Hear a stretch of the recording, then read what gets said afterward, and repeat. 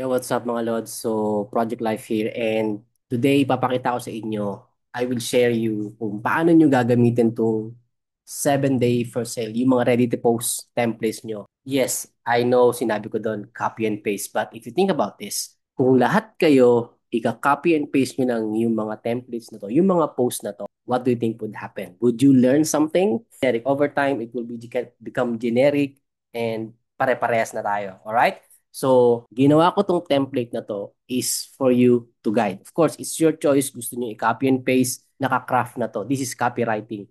Ngayon, ang gusto kong i-implement nyo sa sarili nyo is to understand bakit ko sinasabi itong mga bagay na to, why, bakit ganito yung format. So, the only way for you to learn is doing the handwork. Like, parang, I would highly suggest na at the end of the day, I can do this all the time, and you don't learn something if you just do copy and pasting.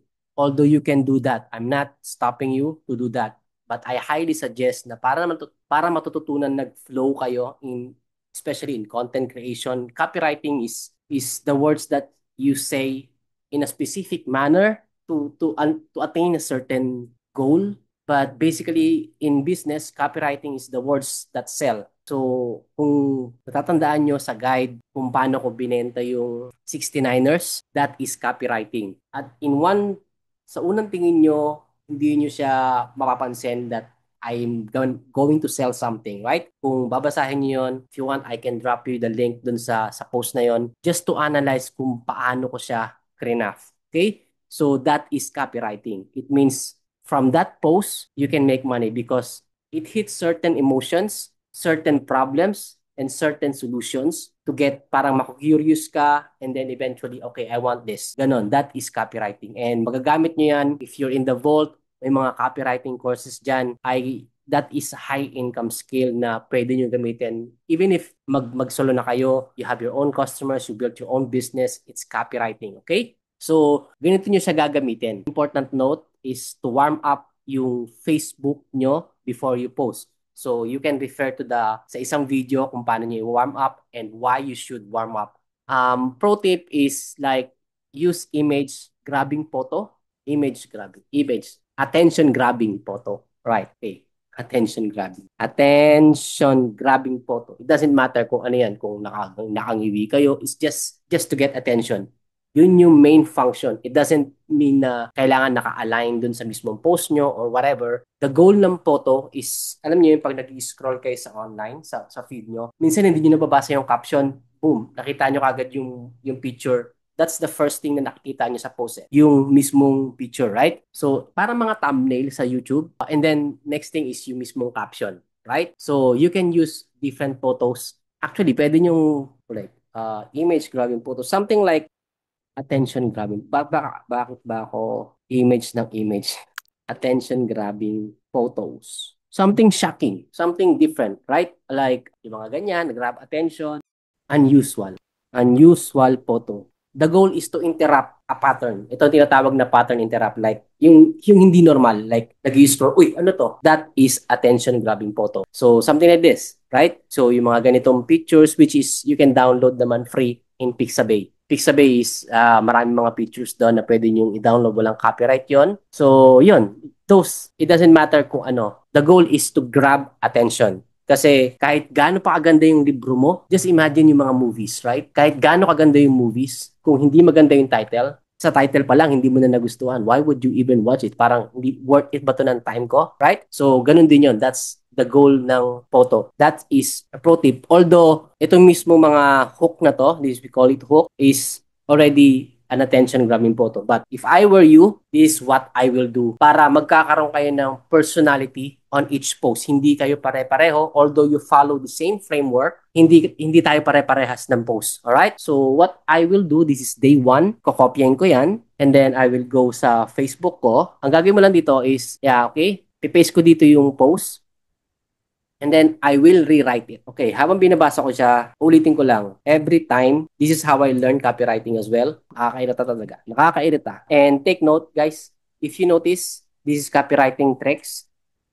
Yung dot na nilalagay ko, maliit na part lang yan. It's a tiny detail. Mapapansin niyo yan sa page na pag nagsulat ako, pagka nag-edit ako ng mga stories, nilalagyan ko ng dot, dot, dot. Why? Psychologically, kapag dot, your mind stop. Dahil parang hindi ka na naghanap ng karugtong. Pero pag tatlo yan, you know that there is, nagfo-flow yan sa isip mo na may kasunod pa yung binabasa mo. Dot, dot, dot. Okay, back. Dot, dot, dot. Plus, itong space na to, yes, okay. You need to leave space in 1 to 3, maximum 3 sentences. You need to put a space. Why? Because it creates stress sa mata ng tao. Like for example, ako nagbabasa ako tapos lahat yan dikit-dikit. I mean like, hindi mo alam kung saan ka magpo-post.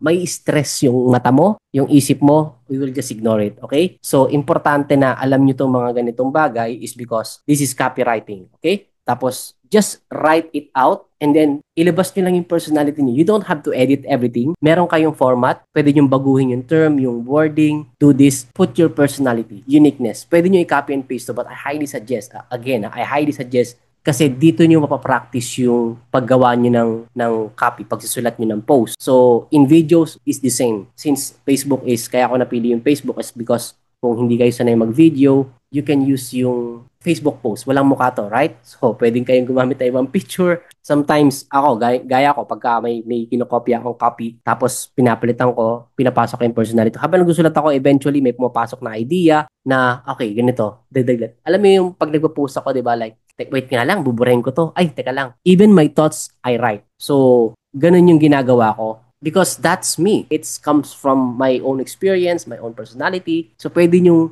idagdag yon or ipasok nyo dito sa kinakopy and paste nyo. Alright? So, that is how you use this template. So, meron itong 7 days. Naka-flow to in a way na hindi kayo bigla magbibenta because obviously kapag bigla kayo nag-post, nagbenta sa Facebook, I mean, people hate that. Like, because people are not on Facebook para bumili. Kasi kung gusto nilang bumili ng isang bagay, they probably on Shopee, Amazon, eBay, Lazada. So, yun. So, if you want to promote something, you don't, alam mo yun, benta ka lang ng benta sa Facebook. Eventually, people get used to it. Like, okay, benta lang yan. Iiwasan na nila yung profile mo, iiwasan na nila yung mga post mo because, ay, benta na naman yan. This is 7-day sprint. So, this is day 1. Ito yung pain relatability. Ito yung mga purpose. Ito yung mga naka-blue. Self-identify. Ay, parang trip ko yan. Ano kaya yan? It makes people curious. Parang movie. Para ka naglo-launch ng palabas. Like Avengers, di ba? May sneak peek, may trailer.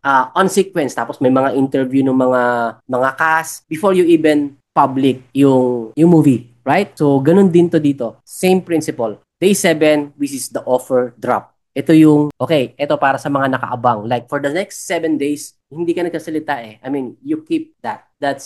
You keep the mystery. Bisibihin, so, ano yan? Okay, hindi ko pa kasi pwedeng ilabas. Hindi pa pwedeng ibigay yung full details, blah, blah, blah, until you get on this day offer.